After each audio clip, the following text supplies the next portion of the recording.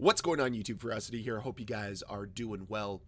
Yesterday, we got our first sneak peek view at the brand new Battlefield game.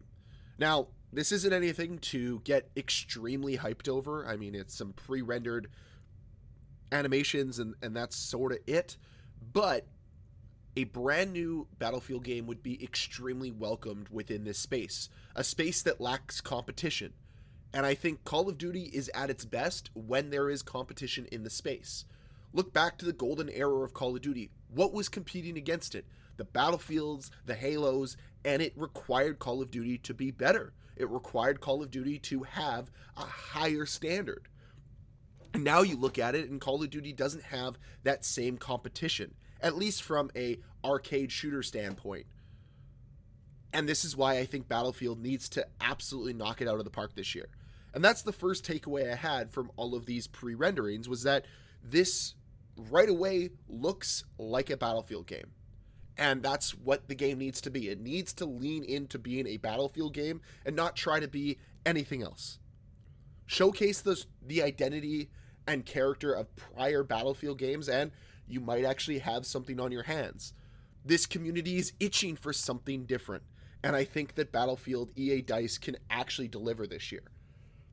And one of the other things that I will point out and say good on them for doing is looks like we're going to be able to access some pre-launch builds of the game to give our own feedback with Battlefield Labs, which is a smart decision from EA DICE and the other number of development studios that are working on the next Battlefield game.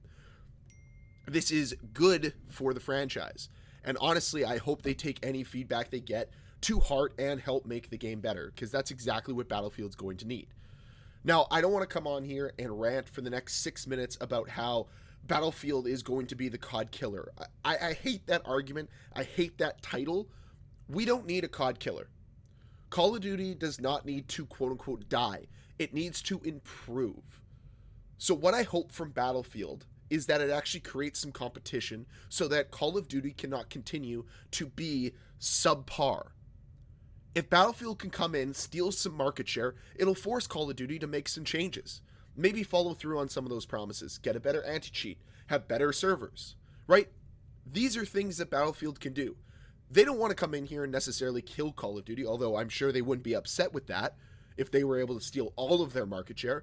But even coming in and just getting some players to come over is a huge win for them. I know that I'll be testing it out right away as soon as I can, because I'm excited for the prospect of more games entering the space, creating more competition.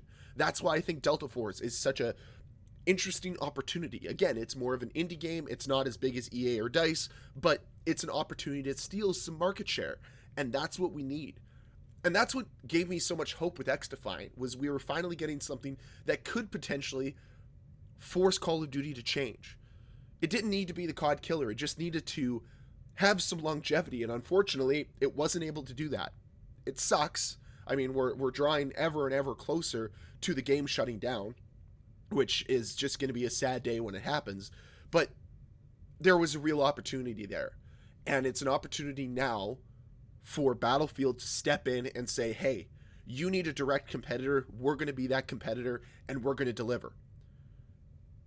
But by saying that, there's one thing that Battlefield is known for, and that is subpar launches. Outside of maybe like Battlefield 1, I don't think they've had an extremely strong launch to a Battlefield game in a long time. And even then, if I mentioned Battlefield 1, that game came out in 2016. That's 9 years ago. So whenever the next Battlefield game releases, that's the number one thing they need to have on day one. Because I think we can all remember what happened with Battlefield 4 and Battlefield 3. Those games could have been huge, and they could have definitely stolen more market share from Call of Duty at the time, but they released a little lackluster. Hopefully that can change this time around so that we're not sitting here hoping and wishing that they fix things right away, instead just being able to jump into the game and enjoy it. Now, with that being said, I'm going to be extremely curious to see how EA approaches accessibility to this game. We know that free-to-play games are on the rise. They're everywhere right now within this industry. So the question remains, is it something that Battlefield will look at, explore to see, hey, maybe if we make our multiplayer free to play, that's going to be good for us. I don't know. I'm speculating. Or are they going to go down the route of allowing it to be accessible through the Game Pass on day one? Again, I don't know. But I think that having more accessibility to Battlefield is definitely going to be important to compete with Call of Duty, to get new players into the game. Because if you have Game Pass and you're able to try out Battlefield, you're going to probably do it, especially if there's a lot of hype around it. And trust me, I think there's going to be a lot of hype around this game. People want something different. There is this want within the community right now, and you can feel it. We saw that with the hype generated around X-Defiant. And it's going to be the same here with Battlefield. Whatever they end up creating, whatever they end up producing is going to generate a lot of hype. They just need to follow through with it. This can't just be a simple cash-in, an opportunity for them to sell another $70, $80 game to the community and kind of wipe their hands clean of it and hope that it has longevity. They need to create something long-lasting, because Battlefield 2042 wasn't it. Battlefield 5 certainly wasn't it.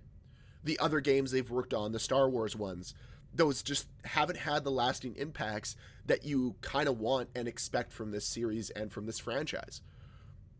So what I really hope from this game is that they learn from their past mistakes, their recent mistakes, and their mistakes from the Battlefield 3s and 4s, and that they actually try to capitalize on what is a massive opportunity to shift the demographic within this community, shift people away from Call of Duty, bring them into Battlefield, and force Activision's hand into actually making some changes, enhancing the game.